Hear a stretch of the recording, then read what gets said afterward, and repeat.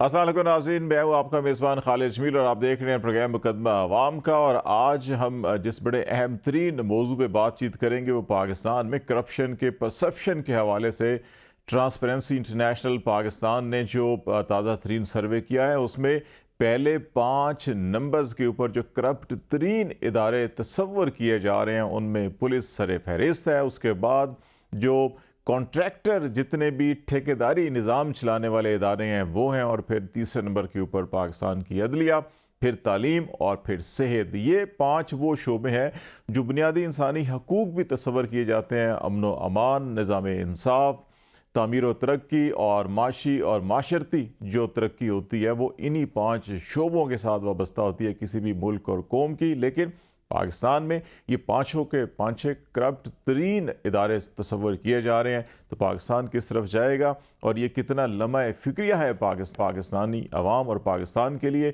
एक ये बड़ा अहम सवाल होगा। और फिर आज आलमी इंसानी हकूक़ का दिन ऐसे मौके पर मनाया जा रहा है कि जब पाकिस्तान के अंदर इंसानी हकूक़ की सूरत हाल के हवाले से कोई ज़्यादा हौसला अफजा सूरत हाल नहीं है। यहाँ बुनियादी इंसानी हकूक़ हों, सियासी जमहूरी हकूक़ हों, अदम इस्तेहकाम का मामला हो या एहसास तहफ़्फ़ुज़ का मामला हो, उसके अंदर पाकिस्तान के शहरी बड़ी तशवीश का इज़हार कर रहे हैं। तो ऐसे दिन की ऊपर हमारी कौमी ज़िम्मेदारियाँ क्या हैं और इनको कैसे निभाया जा सकता है, कि ये मौज़ूआत होंगे जिनके ऊपर हम बातचीत करेंगे। और इस सिलसिले में जो हमें हमारे इस पैनल में ज्वाइन कर रहे हैं जस्टिस शाइक उस्मानी साहब, जो ट्रांसपेरेंसी नेशनल से वाबस्ता भी हैं, उनके तर्जमान भी हैं, और उनके साथ साथ चौधरी आरिफ साहब जो इस्लामाबाद बार एसोसिएशन के प्रेसिडेंट रह चुके हैं, कानूनदान हैं, और हसन रज़ा पाशा साहब पाकिस्तान बार कौंसिल की नुमाइंदगी कर रहे हैं। शाइक उस्मानी साहब, आपसे मैं स्टार्ट करता हूँ, तीनों मेहमानों को खुश आमदेद भी कहता हूँ।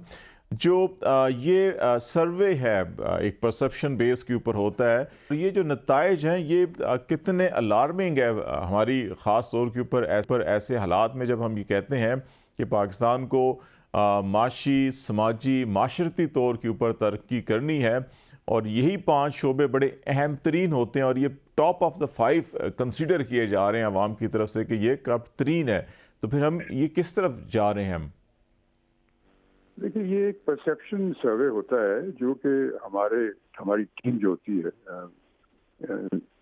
ये ट्रांसपेरेंसी इंटरनेशनल की, वो उनके लोग जाते हैं और लोगों से बात करते हैं और सर्वे करते हैं लोगों को अक्रॉस द बोर्ड मुल्क में, प्रोविंसेस के अंदर भी।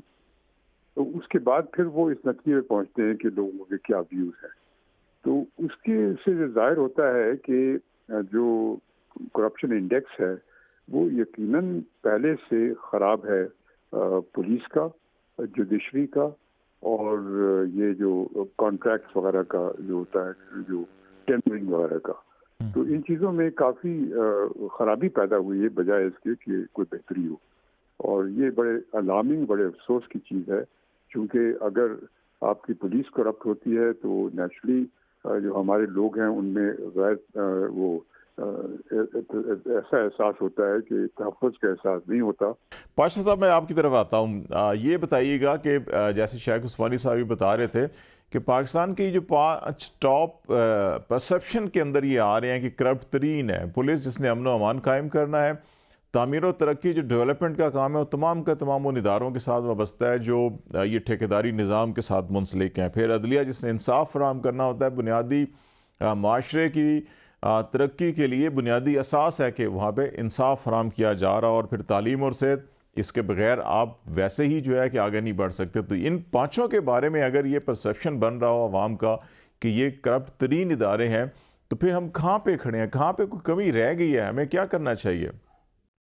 देखिए, पा, 5 इदारों के बारे में तो उन्होंने कहा, लेकिन एक दो इदारे ऐसे हैं जिनके मुतल्लक उनको कहना चाहिए था, और उसमें भी वो इदारे जो कि करप्शन को ख़त्म करने के लिए बनाए गए, जिनमें एंटी करप्शन भी है, नैब भी है और FIA भी है। ये 3 ऐसे इदारे हैं जिनमें भी करप्शन अपनी इंतहाओं को छू रही है। देखिए, नाम ही एंटी करप्शन है, लेकिन जब आप अंदर जाएंगे, आप इसका सारा एनालिसिस करेंगे तो आपको पता चलेगा कि इस इदारे में करप्शन बाकी इदारों से ज्यादा है। जो सर मैं आपकी तरफ आ जाता हूँ कि ये पाशा साहब ने जिस चीज़ की निशानदेही की यकीनी तौर के ऊपर इस सर्वे के अंदर जितने भी वो इदारे हैं जो एहतसाब से वाबस्ता हैं, चाहे एहतसाब है, FIA, एंटी करप्शन डिपार्टमेंट है, उसके बारे में 68% लोगों की ये राय है कि वो अपना काम नहीं कर रहे, जो उनका अपना मैंडेट है वो सियासी मकासद के लिए इस्तेमाल होते हैं। ये इसका एक पहलू ज़रूर है, लेकिन ये परसेप्शन बजाते ख़ुद जो टॉप 5 इदारे हैं, इसके अलावा भी छठे पे मकामी हुकूमतें आ रहा है, लैंड एंड कस्टम 7वें पे, 8वें पे टैक्स निज़ाम है, ये सारे बड़े अहम इदारे होते हैं। लेकिन जो हमें बेसिक इंफ्रास्ट्रक्चर और बेसिक चीज़ें चाहिए होती हैं, उसमें सारे के सारे इदारों के बारे में अगर ये परसेप्शन बढ़ रहा हो तो क्या ये ठीक परसेप्शन है? अगर ठीक है तो फिर हमें क्या करना चाहिए? देखें, बहुत शुक्रिया। सबसे पहली बात तो ये है कि ये जो हम जब इदारों की बात करते हैं तो इन फैक्ट हम शाखों की बात करते हैं, हम दरख्त की बात नहीं करते। बुनियादी तौर पर दरख्त जो है वो है गवर्नेंस, वो है गवर्नमेंट, और वो है उसको चलाने वाले लोग। अगर गवर्नमेंट आपकी ऐसी हो कि जो लोगों की नुमाइंदा हो और गवर्नमेंट जो हो मौसर हो और डिलीवर करने वाली गवर्नमेंट हो, चौको चौबंद हो और पाकिस्तान से मोहब्बत करने वाली गवर्नमेंट हो, तो मैं ये समझता हूं कि ये सारी चीजें फिर दुरुस्त हो सकती हैं। अब मामला ये है कि जब हम शाखों की तरफ चलते हैं तो हमें ये जुर्रत भी नहीं होती, हिम्मत भी नहीं होती कि हम असल की बात कर सके और ये कह सके कि ये सब कुछ इस वजह से है कि पाकिस्तान में रूल ऑफ लॉ नहीं है। और रूल ऑफ लॉ इसलिए नहीं है कि पाकिस्तान एक ऐसी अनइवन सोसाइटी है कि जिसको गवर्न करने नहीं दिया जा रहा लोगों को। और पूरी दुनिया में जब जहां जहां पे बहुत ज्यादा करप्शन थी, वहां हुकूमत की सतह पे तब्दीली आई।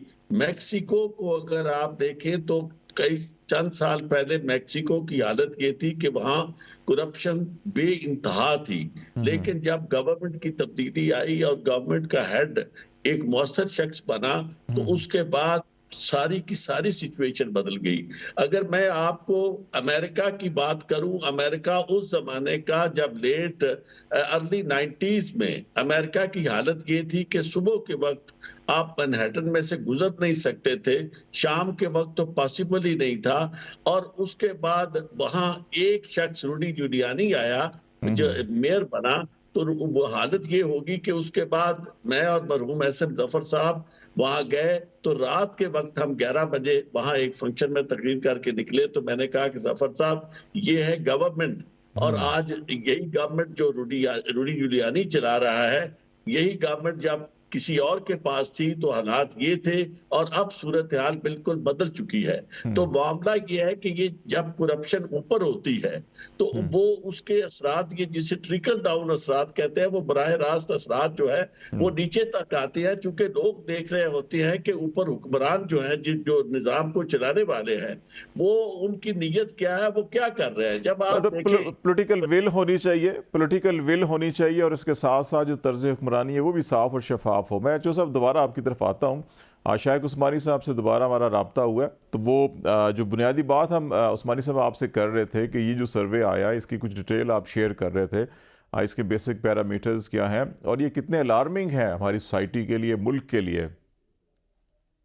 देखिए, ये सर्वे जो होता है हमारा, इसको करप्शन परसेप्शन सर्वे कहते हैं, और ये हमारी टीम जो होती है ट्रांसपेरेंसी इंटरनेशनल की, वो शहरों में जा करके और प्रोविंसेस में जा करके हर जगह लोगों को इकट्ठे करके अक्रॉस द बोर्ड उनसे पूछती है, सवालात पूछती है, और उसके बाद फिर ये इंडेक्स बनाती है।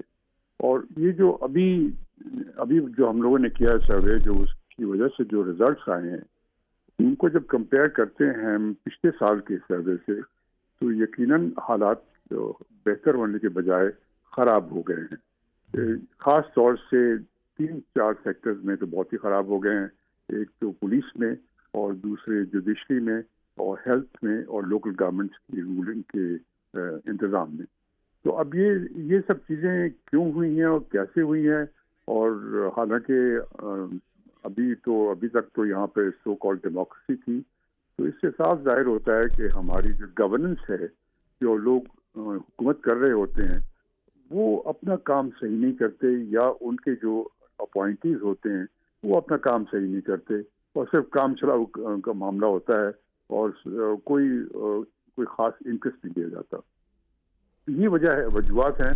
तो जब तक के गवर्नेंस सही नहीं होगी, और जब तक के लोग अपने काम सही नहीं करेंगे, और जब तक के हर एक इंसान का हुकूक उसको नहीं मिलेंगे मुल्क के अंदर, तब तक ये करप्शन बढ़ती जाएगी और कम नहीं होगी। अच्छा उस्मानी साहब, एक चीज़ बड़ी अहम होती है शिफाफियत हर काम के अंदर, उससे खुद ब खुद जो है ट्रांसपेरेंसी और अकाउंटेबिलिटी भी बढ़ जाती है। इस सर्वे के अंदर जो है कि राइट टू इंफॉर्मेशन के हवाले से कि लोग शायद रजू भी नहीं करते कि जो बेसिक चीज़ें हैं, 76% आप इस सर्वे में आई थिंक कि आप ये रिपोर्ट कर रहे हैं कि कोई लोग रजू नहीं करते, 24% इस हक को इस्तेमाल कर रहे हैं, और फिर 50% से ज़्यादा लोगों का ख्याल है कि अगर आप तमाम एसेट्स जितने पब्लिक ऑफिस होल्डर हैं उनके पब्लिक कर दें, वेबसाइट्स पे लाएं, तो उससे भी शायद शफाफियत हो सकती है। जी, आप सही कह रहे हैं। ये राइट टू इंफॉर्मेशन जो है, जो कि एक बड़ी इम्पोर्टेंट एडिशन हुई है हमारे लीगल जिंदगी में, जो पहले नहीं थी। वो राइट टू इंफॉर्मेशन जो है जजमेंट से आई, उसके बाद से राइट टू इंफॉर्मेशन का जो हक है वो एक्सेप्ट कर दिया गया, और इससे काफ़ी फ़ायदा हुआ। लेकिन हम ये देखते हैं कि हमारे आम तौर से लोग, हालांकि उनके पास ये मौके हैं और कानून भी उनके फेवर में है, लेकिन राइट टू इंफॉर्मेशन को इस्तेमाल नहीं करते लोग। और उसकी वजह सिर्फ ये है मेरे ख्याल में कि लोगों को कोई फेथ नहीं है। वो ये समझते हैं कि अगर हम जाएंगे भी राइट टू इंफॉर्मेशन के लिए कोई पिटिशन लेके या कोई एप्लीकेशन लेके, तो हमारी सुनवाई नहीं होगी।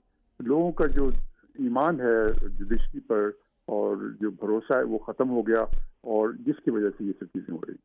और दूसरी चीज़ जो आपने कही थी वो ये जो परसेप्शन के 50% जो लोग हैं, एसेट्स जो पब्लिक होने चाहिए पब्लिक ऑफिस होल्डर के। जी सॉरी, क्या कह रहे थे आप?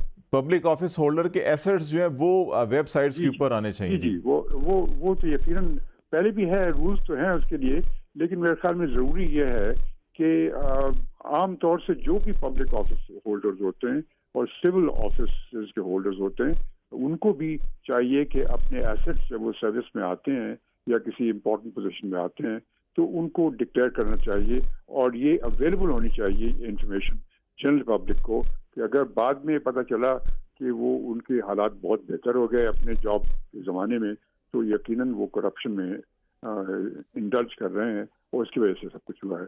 तो ये सब करने की ज़रूरत है, और इसके लिए बहुत ज़रूरी है कि हुकूमत जो है, वो जो भी हुकूमत हो, वो हर एक चीज़ सख्ती से देखे, और हर एक की जिम्मेदारी उसको पूरी करने के लिए उसको सज़ा होनी चाहिए अगर वो पूरी नहीं करता जिम्मेदारी। और उनको चाहिए कि लोगों की ट्रेनिंग सही करें ताकि वो अपने काम सही कर सकें। ठीक हो गया। पाशा साहब, आपकी तरफ मैं आता हूँ। आप जिस चीज़ को आइडेंटिफाई कर रहे थे सर्वे के अंदर, वो भी यकीनी तौर के ऊपर है कि 68% लोगों का ये ख्याल है कि जो एहतसाब के इदारे हैं, जिसमें नैब है, FIA है, या एंटी करप्शन डिपार्टमेंट है, जो सूबाई महकमे हैं, या दीगर जितने भी मुतलका इदारे हैं, वो अपना काम नहीं कर रहे, बल्कि वो सियासी मकासद के लिए इस्तेमाल होते हैं। और 60% लोगों का ये ख्याल है कि इन इदारों को ख़त्म कर देना चाहिए। अब ये एक बड़ा अहम मामला है कि जो पाकिस्तान में या किसी भी कौम की मुल्क की बुनियादी तामीर व तरक्की के लिए जो बुनियादी इदारे हैं, अगर वो अपना काम नहीं कर रहे और परसेप्शन ये बन रहा है कि वो करप्ट तरीन इदारे हैं और जिन्होंने करप्शन ख़त्म करनी है, उनके बारे में 68% लोगों का ये ख्याल है कि नहीं, अपना काम नहीं कर रहे और इनको ख़त्म कर दिया जाए, तो फिर हम कहाँ पे खड़े हैं पाशा साहब? हाँ, बिल्कुल आपकी बात दुरुस्त है। मैं एक बात करता हूँ जुडिशरी के हवाले से, कि जब कोई भी हायर जुडिशरी में कोई जाता है तो वो अपने एसेट्स डिक्लेयर करता है, ये रिक्वायरमेंट है, और हर एक जज ने की है। तो अब उसका रीचेक, यानी 8, 10, 5 या 6 साल के बाद कोई ऐसा मैकेनिज्म नहीं है, जब तक कोई शिकायत नहीं होती उसके खिलाफ, तो वो इस तरह स्मूथली चलता रहता है और एसेस बियॉन्ड मीन्स जो हैं वो ना तो डिस्कस होते हैं ना पॉइंट आउट किए जाते हैं। मेरा ये कहना है कि अगर जुडिशरी ने अपना ये करप्शन के हवाले से चेक एंड बैलेंस रखना है तो एक परमानेंट सेल इसमें होना चाहिए जो कि जजेस के जो जब वो ज्वाइन करते हैं इस डिपार्टमेंट को, इस इंस्टीट्यूशन को, तो वो जो एसेट डिक्लेयर करते हैं उसके बाद उसकी जो फ्लक्चुएशन है, अप्स एंड डाउन जाते हैं, उसको एनुअल बेसिस पे या शशमाही बेसिस पे उस पे नजर रखनी चाहिए और वो रिपोर्टें जो है वो आगे कंसर्न क्वार्टर्स तक जानी चाहिए, चीफ जस्टिस साहब या जो भी है, या एक कमेटी होनी चाहिए। कोई ऐसा परमानेंट मैकेनिज्म बनेगा तो फिर ही जुडिशरी में कुछ बेहतरी आएगी। आपको याद होगा कि आज से 20-18 साल पहले या 17 साल पहले बहुत कम तनख्वाहें थी जजेस की, लेकिन उसके बाद इतनी बेहतरीन और अट्रैक्टिव किस्म के पैकेज दिए गए। गाड़ियां भी हर सिविल जज के पास जब वो ड्यूटी पे ज्वाइन करता है तो उसको नई 0 मीटर गाड़ी उसको मिलती है और इसी तरह सेशन जज साहब के पास 2 गाड़ियां हैं, हर एडिशनल सेशन जज के पास एक गाड़ी है, करोला बड़ी 1300 सीसी। इसी तरह हाई कोर्ट में जाएं और सुप्रीम कोर्ट में जाएं तो वहां भी गाड़ियों की इसी तरह तादाद है। कहने का मकसद यह है कि पर्क्स एंड प्रिविलेजेस बहुत बेहतर है और अगर चाहें तो हलाल में गुजारा हो सकता है जो इनको मिलते हैं, लेकिन जब एसेट बियॉन्ड मींस की हम बात करते हैं तो उसका परमानेंट मैकेनिज्म ना होने की वजह से बाज़ औक़ात गलत भी इल्जामात लगाए जाते हैं, नहीं होता, करप्ट नहीं होते और वो एसेट्स उनके ऐसे ही होते हैं या थोड़े बहुत बढ़ते हैं अगर, तो वो तनख्वाहों में या उनके अपने जो मीन्स हैं प्राइवेटली उनसे वो बनाते हैं, तो लोग बातें करना शुरू हो जाते हैं कि ये हराम का पैसा आ गया।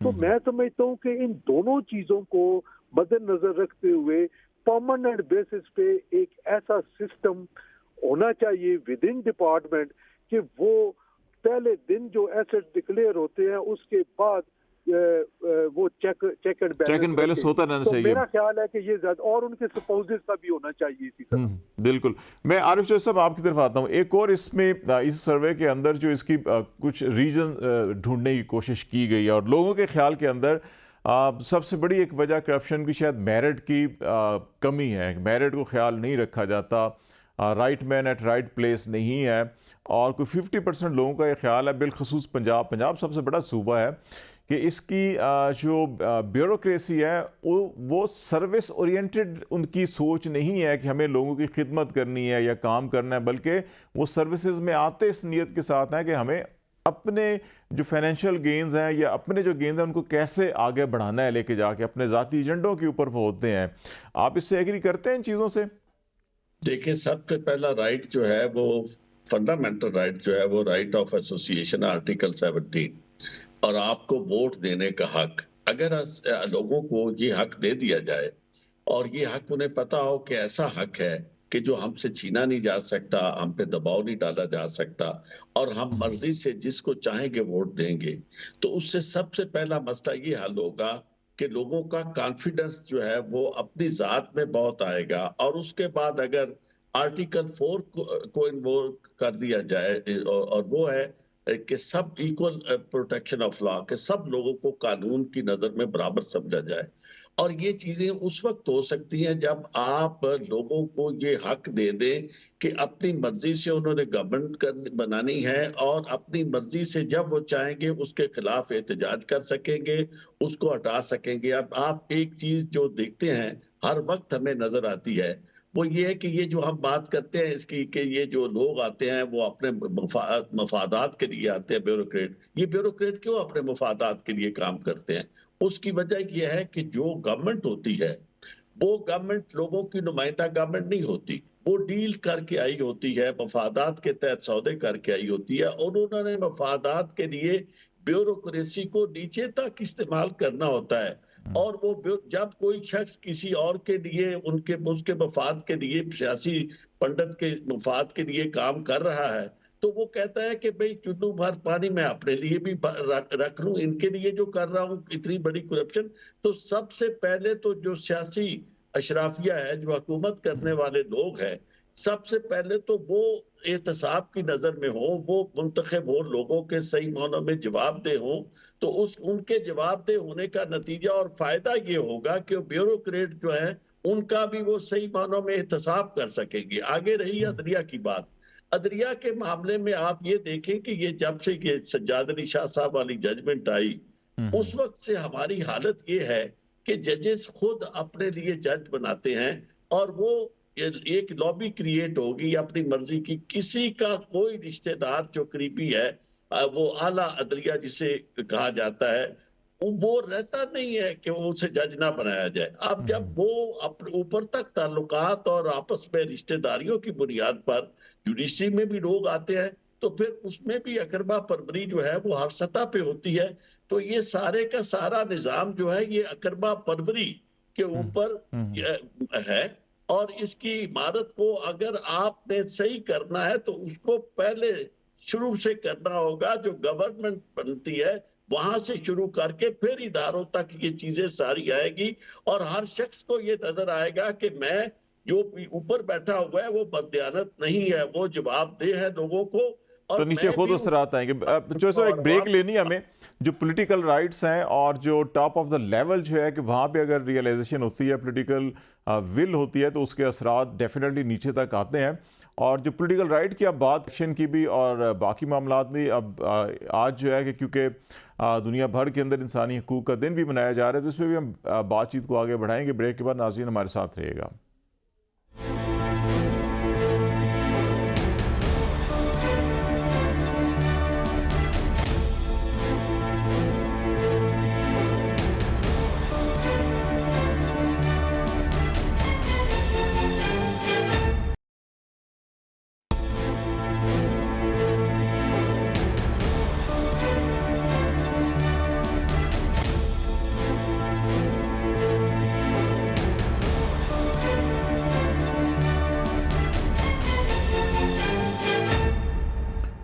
वेलकम बैक नाज़रीन।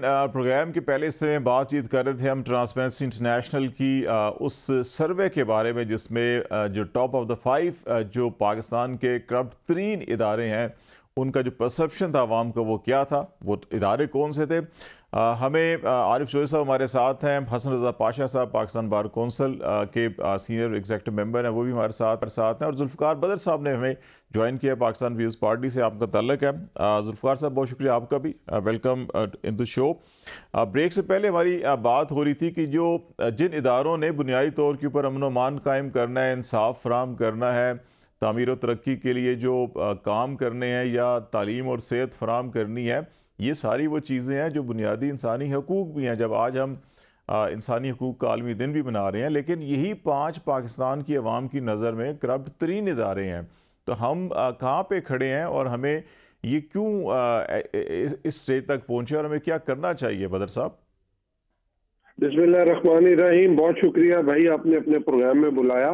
देखिए, आज एक तो इंसानी हकूक़ का इंटरनेशनल जो आलमी दिन है, उसको बिल्कुल ये ट्रांसपेरेंसी इंटरनेशनल ने बिल्कुल ठीक तदारक किया है और बिल्कुल ठीक पॉइंट आउट किया है। पाकिस्तान के अंदर जो भी टॉप उन्होंने 5 मसाइल बताए इदारों के कि उनके अंदर सबसे ज्यादा करप्शन है, मैं जाती तौर पे अपना आपको तज्जिया देना चाहूंगा कि पाकिस्तान के अंदर अगर सिर्फ ब्यूरोक्रेसी और पुलिस को ठीक कर दिया जाए, और मैं समझता हूँ कि ये 2 इदारे जो सिविल रेवेन्यू के जो मामला देखते हैं और जो पुलिस के मामला देखते हैं, तो इस मुल्क में अदलिया के पास बहुत कम केसेस हैं जो जाएंगे जब आपकी प्रॉपर ब्यूरोक्रेसी लोगों के मसाइल को हल करने के लिए काम करेगी।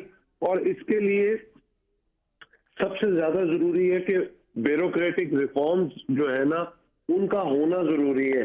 इसके अंदर इंटरनल अकाउंटेबिलिटी और ट्रांसपेरेंसी का होना बहुत जरूरी है। जब तक ये इदारों के अंदर ये चीज नहीं होगी, कोई भी इदारा काम नहीं कर सकेगा। यहाँ पे देखें कि लोगों के लाइफस्टाइल से ज्यादा ब्यूरोक्रेटिक लोगों के लाइफस्टाइल है। आप उनकी तनख्वाहों के, उनके सोर्स ऑफ इनकम को और उनकी स्पेंडिंग को अगर चेक करें, तो कोई भी बंदा अपनी जो अर्निंग है और अपनी एक्सपेंडिचर है उसको जस्टिफाई नहीं कर सकेगा। और ये सिर्फ ये नहीं है, ये ग्रेड 1 से लेके ग्रेड 22 तक तमाम लोगों का यही इशू है। पाकिस्तान के अंदर 95% ऑफ द पीपल जो यहाँ पे सरकारी लोग हैं वो अपने जो अखराजात को जस्टिफाई कर ही नहीं सकते कि उनके बच्चे पाकिस्तान से बाहर पढ़ रहे हैं और उनकी जो लेविश लाइफस्टाइल है, उनका बिजनेस क्लास ट्रैवलिंग है, उनके बच्चे जिन स्कूलों में पढ़े हैं, ये तो अमीर उमरा के बच्चे पढ़ते हैं जब उनकी, लेकिन उनके कारोबार है, उनकी टेक्सटाइल मिले हैं। तो यहाँ पे आपको बहुत ज्यादा चीजों के ऊपर check and balance control systems को सेट करना, यहाँ पे अकाउंटेबिलिटी का होना, ट्रांसपेरेंसी का होना। जब नौकरी स्टार्ट करते हैं तब इनसे एसेट डिक्लेरेशन लिए जाए, इनके पेरेंट्स के, इनके बहन भाइयों के, इनके रिश्तेदारों के, अगर शादी शुदा है तो इनके ससुराल वालों के। और उसके बाद जब ये नौकरी में साल 2 साल 5 साल 10 साल करते हैं तो वो चेक किया जाए कि इनके जो एसेट्स हैं किस तेजी से बढ़ रहे हैं। अच्छा बदर साहब, ये आप का नहीं, ब्यूरोक्रेट का नहीं, ये बात मैं बात करता हूँ, ये पॉलिटिशियन हो या गवर्नमेंट एक्सचेकर के साथ कोई भी बंदा आके काम करे या गवर्नमेंट एक्सचेकर उसको पे करे, उसके एसेट्स डिक्लेरेशन को पहले दिन ही नोट करना चाहिए और जब वो गवर्नमेंट के साथ काम करके बाहर निकलता है उस दिन भी उसको मैच करना चाहिए, हर साल भी वेरीफाई करना चाहिए। बदर साहब, एक और चीज, आप जो ट्रांसपेरेंसी की बात कर रहे हैं, अकाउंटेबिलिटी की बात कर रहे हैं, अब 68% लोगों का ये ख्याल है और हमारी सियासी जमातें भी पब्लिकली इसका इजहार करती रही हैं और ये डिमांड रही है पार्लियामेंट के अंदर भी। 68% लोगों का ख्याल है कि जो एहतसाब करने वाले इदारे हैं वो तो सियासी मकासद के लिए इस्तेमाल होते हैं, असल काम वो कर नहीं रहे। और 60% लोगों का ख्याल है कि इन इदारों को ख़त्म कर देना चाहिए। अगर ये सारा कुछ हो गया तो फिर रही सही कसर जो है कि आप क्या समझते हैं, फिर तो आवे का आवाज नहीं बिगड़ जाएगा? असल बात यह है कि इन इदारों को आप खत्म करेंगे, कल को फिर कोई इदारा बनाना पड़ेगा। मसला इदारों के बनाने या इदारों के खत्म करने से मसले हल नहीं होंगे।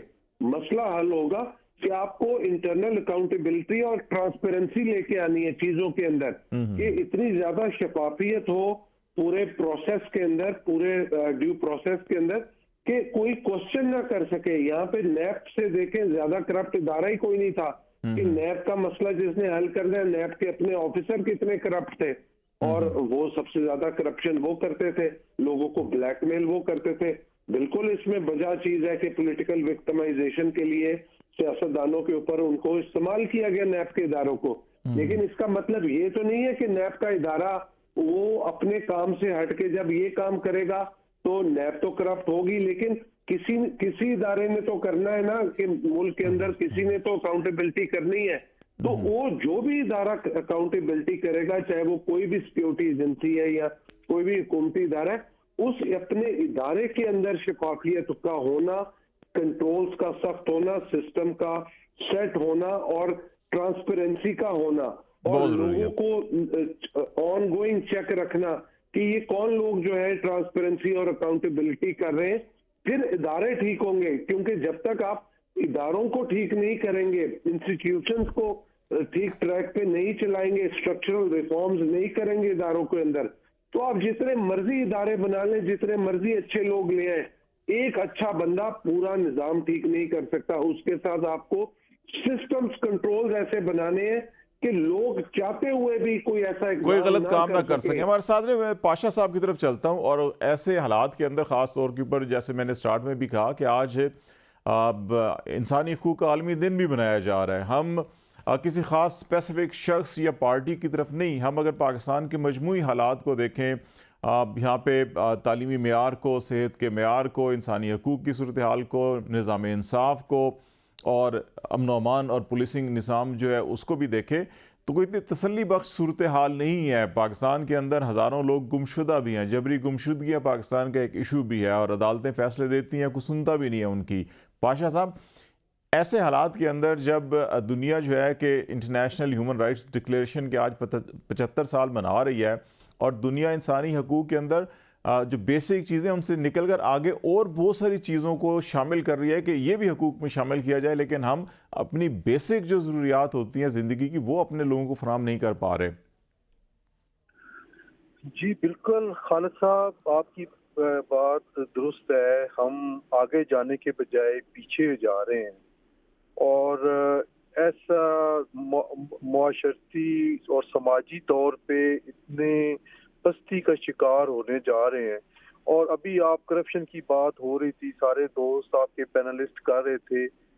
थोड़ा सा अगर दीवार के इस साइड भी देखें कि क्या हमारी जो आवाम है वो खुद अपनी खुशी से करप्शन की तरफ नहीं जाती।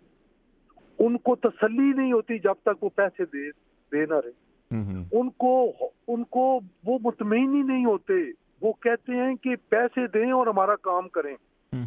और यहाँ पे कारीगर लोग बैठे हैं, कोई कभी किसी ब्यूरोक्रेट के नाम पे पैसे ले रहा है, कोई किसी जुडिशियल अफसर के नाम पे पैसे ले रहा है, किसी पुलिस के नाम। और टाउटी सिस्टम हर महकमे में अपनी जगह पे पूरी ताकत के साथ मौजूद है। तो वो भी अब अवाम को भी देखना चाहिए, खुद हमें सोचना चाहिए कि हम क्या करने जा रहे हैं।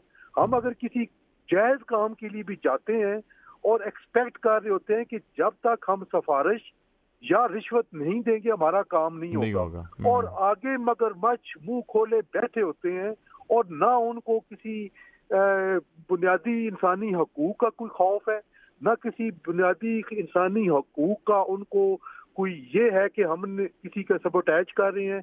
वो सिर्फ अपनी जात के इर्द गिर्द जो दायरे बनाए हुए हैं उसी में ही वो रहते हैं। और वो चाहते हैं कि उनके मसाइल, अगर एक बंदा आया है, साहिल आया है और उसकी जो वो चाहता है काम करना, तो फिर वो अपना रेट लगवाते हैं। और वो रेट देने के लिए हम लोग तैयार हैं। हम ब्रीफकेस साथ लेकर गए हुए होते हैं कि ठीक है, मुंह से निकाले और हम पैसे दें। तो मजमूही तौर पर पूरी सोसाइटी में ये अपनी अपनी जगह पे हम सब जिम्मेदार हैं। किसी एक महकमे को, जो महकमे में गए हैं वो कहाँ से लोग गए हैं, हमारे ही है ना, इसी सोसाइटी के लोग हैं। और महकमों में इसी सोसाइटी का अक्स वहाँ पे मौजूद है, जिसका अक्स हम देखते हैं और हम कहते हैं, हम खुद उसमें मुमदो मुआमन साबित हो रहे होते हैं। और फिर बाहर निकल के हम खुद कहते हैं जी ओ जी बड़ी करप्शन हो गई है। भाई, करप्शन रोकने के लिए आप पहले खुद स्टैंड लें, अपनी खुद एहतसाबी अपने अंदर करें कि मैंने जो मर्जी हो जाए, आसमान गिर जाए, मैंने करप्शन नहीं करनी, मैंने कोई ऑफर नहीं देनी। लेकिन हम पहले ही तैयार होते हैं, खुद सुपुर्दगी का आलम होता है और हम हर चीज लेके गए होते हैं कि ठीक है जी, ये इसने डिमांड करनी है, इसकी डिमांड पूरी करो। तो ये चीजें मजमूई तौर पर एजुकेशन की जरूरत है।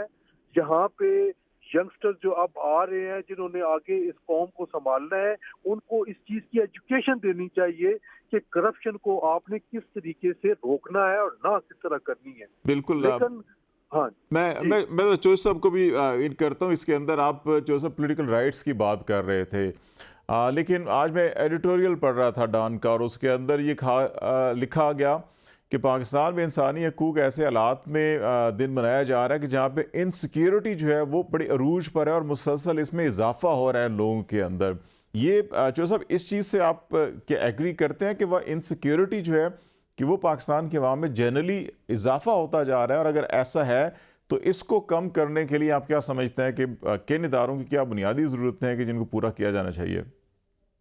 इसका जवाब बिल्ली के गले में घंटी बांधने वाला है कि कौन बांधेगा। बुनियादी बात का सबको पता है कि आज जिस दिन हम बैठे हैं या में इंसानी हकूक मना रहे हैं, उस दिन हालत ये है कि पाकिस्तान के बहुत ज्यादा लोग या बगैर किसी मुकदमे के जेलों में हैं, और अगर किसी के खिलाफ कोई मुकदमा है तो वो बेबुनियाद कायम किया गया। और इनसिक्योरिटी का ये आलम है कि किसी को भी जहां से जब चाहे पकड़ ले।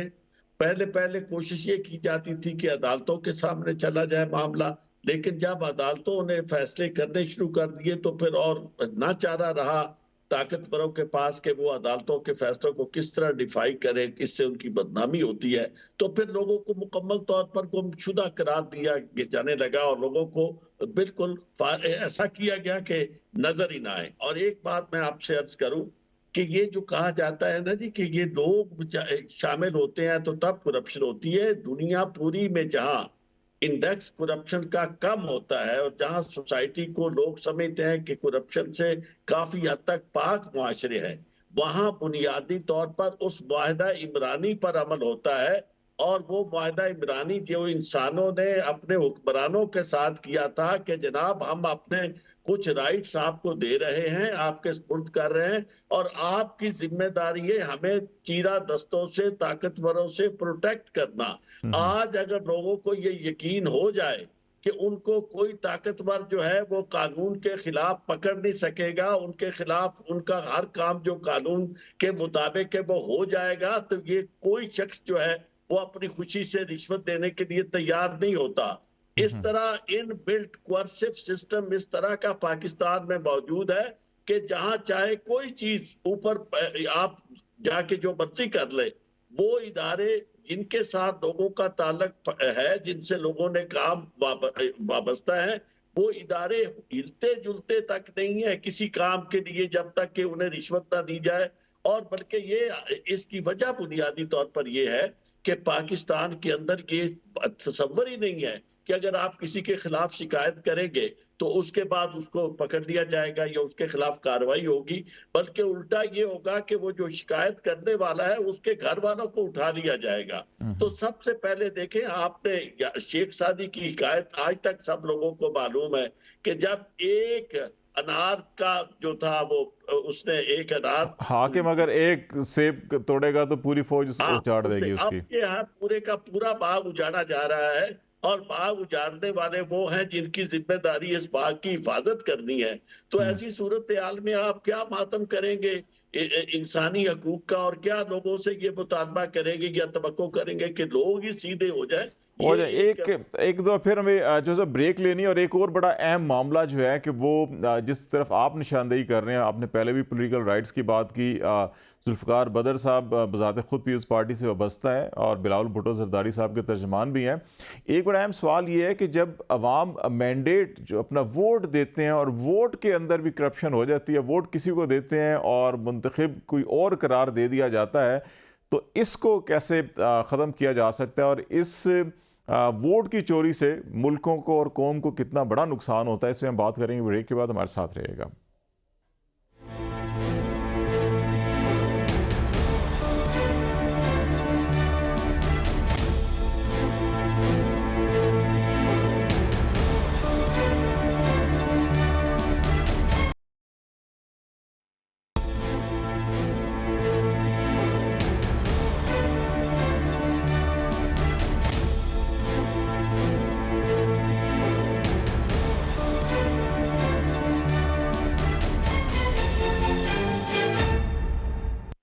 वेलकम बैक नाज़रीन। पाकिस्तान में बढ़ती हुई करप्शन और बुनियादी तौर के ऊपर जिन इदारों ने उस करप्शन को ख़त्म करना, आवाम का उनके ऊपर एतबार ही ख़त्म होता जा रहा है। और फिर इंसानी हकूक़ का जो आलमी दिन मनाया जा रहा है, उसके तनाज़र के अंदर जो पोलिटिकल राइट्स हैं और उनका तहफ़्फ़ुज़ है, बड़ा अहम मामला है। पाकिस्तान में कुछ इलेक्शन ऐसे भी गुजरे हैं कि जहाँ पर पॉपुलर वोट जिस जमात को था, हुकूमत उनकी नहीं थी, क्योंकि पार्लियामेंट में जो मुंतखब अरकान की तादाद थी वो किसी दूसरे की ज़्यादा हो गई थी।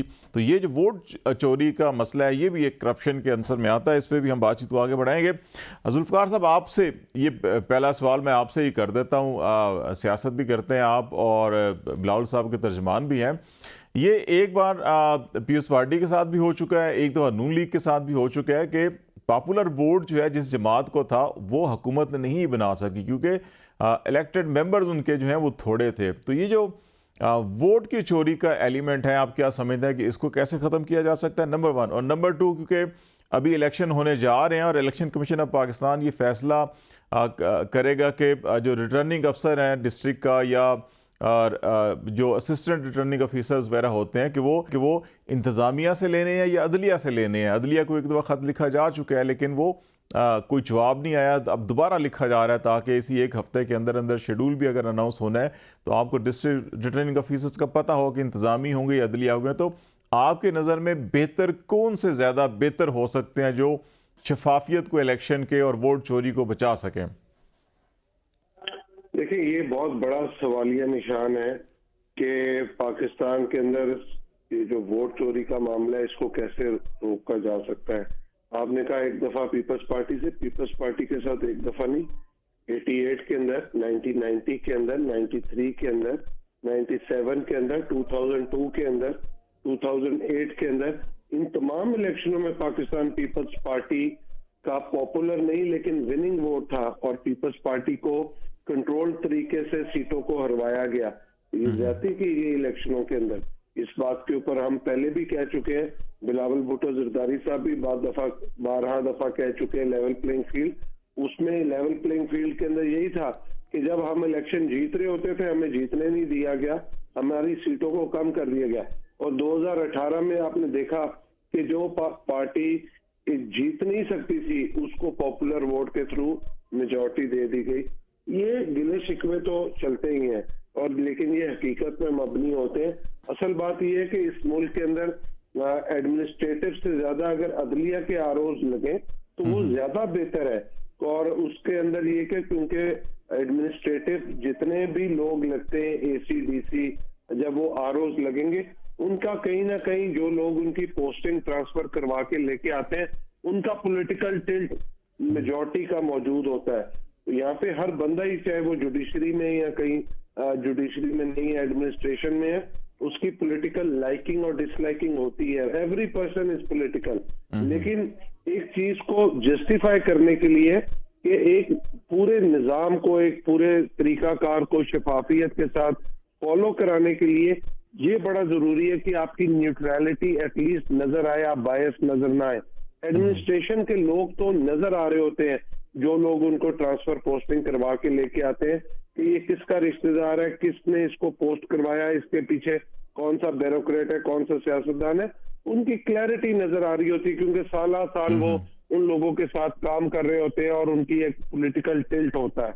और जहां तक बात रह गई अदलिया की, अगर अदलिया आए और नीचे प्रिजाइडिंग ऑफिसर और रिटर्निंग ऑफिसर जो है, प्रिजाइडिंग ऑफिसर ऐसे लगाए और उसका तरीकाकार ऐसा बना दिया जाए जहाँ पे वोट चोरी ना हो। हमारे लाहौर हाई कोर्ट बार में, लाहौर बार के अंदर जितने भी इलेक्शन होते हैं सारे कंप्यूटराइज्ड इलेक्शन है। इसके ऊपर तमाम स्टेक होल्डर्स ने बैठ के तरीकाकार वजह किया, तय किया। डबल तरीके से वोटिंग होती है, एक इलेक्ट्रॉनिक वोटिंग होती है, एक मैनुअल होती है। पर्ची के ऊपर भी वोटर स्टैंप होता है।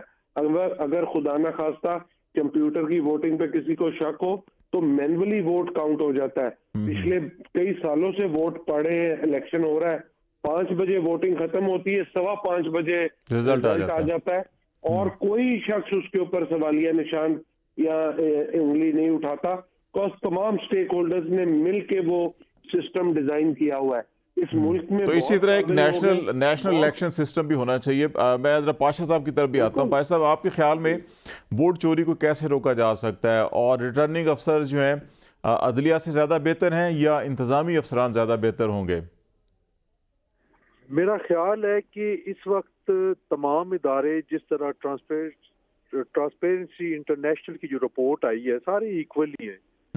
तो एक लिहाज से अगर अदलिया के आप आरोज वगैरह बनाते हैं और तो उसमें एक जो आम लिटिगेंट के केसेस का जो हर्ज होगा ये 2-3 महीने कम अज कम, वो बहुत बड़ा नुकसान होगा। और उससे बचने के लिए, उसको अवॉइड करने के लिए बेहतर यही है कि इंतजामिया से ही लें। जब सारे बराबर हैं, उन्होंने भी वही काम करना है, इन्होंने भी वही काम करना है। अदलिया के ऊपर आरोज वगैरह बैठ जाते हैं लेकिन नीचे जो है वो काम करने वाले वही ज्यादातर स्कूल टीचर्स और हेल्थ और जो बाकी रेवेन्यू डिपार्टमेंट, ये 3 डिपार्टमेंट वो सारे होते हैं जिन्होंने कोई हैंकी फैंकी कर दी है, वो नीचे से करके आ जाता है और ऊपर अदलिया बदनाम हो जाती है। मेरा ख्याल है कि इस दफा अदलिया डिटरमिन है कि शायद वो आपको इलेक्शन के लिए अपने जो जुडिशियल अफसरान है वो ना दें और आपको इन्हीं से गुजारा करना पड़े। और मेरा ख्याल है कि ये इन्हीं से गुजारा करना पड़ेगा। लेकिन एक चीज बड़ी अहम है कि कोई इनमें भी एहतसाब का कोई मैकेनिज्म नहीं है।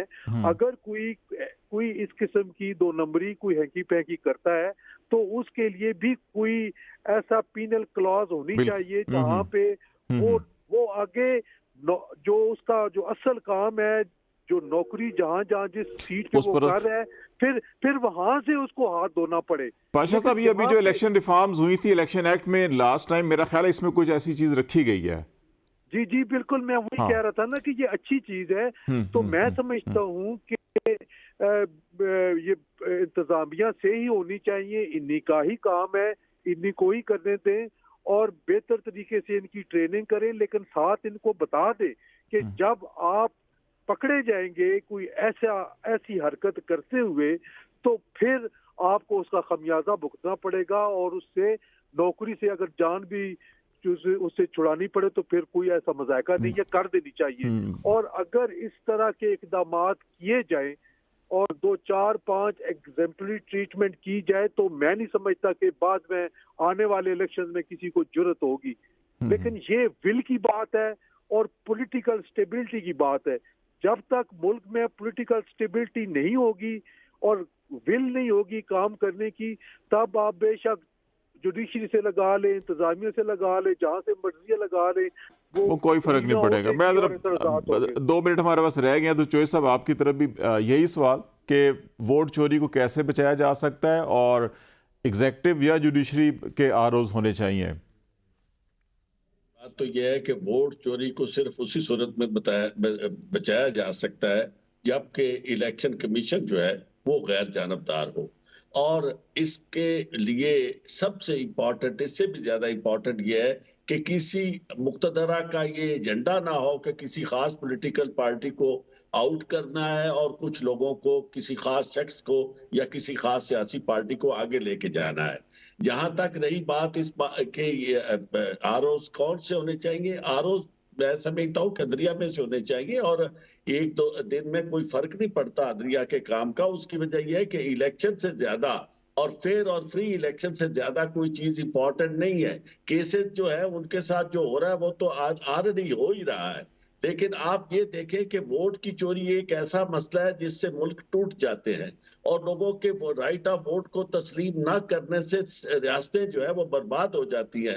इसलिए इस वक्त पाकिस्तान का सबसे बड़ा मसला जो है वो लोगों का राइट ऑफ वोट, वो भी अनअडल्टरेटेड और बगैर किसी मुदाखलत के साफ और शफाफ तरीके से। ये जो पीपल्स पार्टी की शिकायत है ये हमेशा से सही शिकायत रही है। हमने देखा आंखों के सामने कि जब ये तय कर लिया गया कि पीपल्स पार्टी को मार्जिनलाइज करना है, इसको नीचे रखना है, तो बाकायदा मैनेज किया गया। ये अलग बात है कि पीपल्स पार्टी भी जब ऐसा वक्त आता है तो उनके साथ शामिल हो जाती है जो वोट की चोरी में मुलव्वस होते हैं और उनका रवैया भी वही रहा है जो कि मुझे इसका दुख है कि एक पॉलिटिकल पार्टी जो पाकिस्तान में जमहूरियत के हवाले से जिसका अपना किरदार बड़ा वाज़ेह था, उसे कम अज कम अपनी इस मामले में क्लियर रहना चाहिए था, उसे अपने आप को इस तरह चेंज नहीं करना चाहिए था। और आज फिर मैं समझता हूँ कि एक अच्छा मौकफ पीपल्स पार्टी इख्तियार कर रही है और बिलावल भुट्टो कर रहे हैं कि जो प्लेइंग फील्ड है वो सबके लिए बराबर होना चाहिए। चोइस साहब बहुत शुक्रिया, आरिफ चोइस साहब आपका बहुत शुक्रिया, हसन रजा आपका भी और जुल्फकार अल-बदर साहब आपका बहुत शुक्रिया। जमहूरियत जमहूर से ही होती है और आवाम के लिए आवाम से होती है। यकीनी तौर पर आवाम के मैंडेट का एहतराम करना चाहिए और इलेक्शन फेयर एंड फ्री हो तो पाकिस्तान के अंदर ज़्यादा शफाफियत होगी। आज तक के लिए इतना ही। खालिद जमील को इजाज़त दीजिए। अल्लाह हाफिज़।